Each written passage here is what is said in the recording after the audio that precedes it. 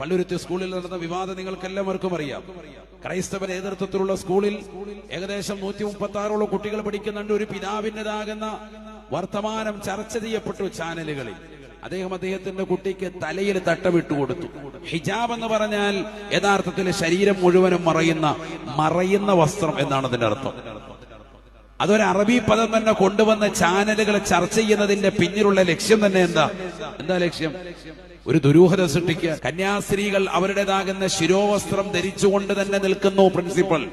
എന്നിട്ട് പരസ്യമായിട്ട് പറയുന്നു, ഈ ശിരോവസ്ത്രം, ഞാൻ അണിച്ചുകൊണ്ടിരിക്കുന്ന ഈ ശിരോവസ്ത്രം ഇവിടെ പഠിക്കുന്ന വിദ്യാർത്ഥിക്ക് പറ്റില്ല എന്ന അർത്ഥത്തിൽ. അപ്പോ അത്ര വലിയ വിരോധാഭാസമാണ്. അവര് ധരിച്ചുകൊണ്ടിരിക്കുന്നത് അതേ വസ്ത്രമാണ്. ഈ തലയിലെ തട്ടമാണ് യഥാർത്ഥത്തിൽ ഇവിടെ ചർച്ച. പക്ഷെ ചാനലാകുന്ന ചാനലുകൾ മുഴുവനും മുസ്ലിമിനെ പ്രതിക്കൂട്ടിലാക്കാൻ ഒരു പെണ്ണിന്റെ കണ്ണ് മാത്രം പുറത്ത് കാണിച്ച് ബാക്കിയുള്ള മുഴുവൻ ഭാഗങ്ങളും മറച്ചിട്ട്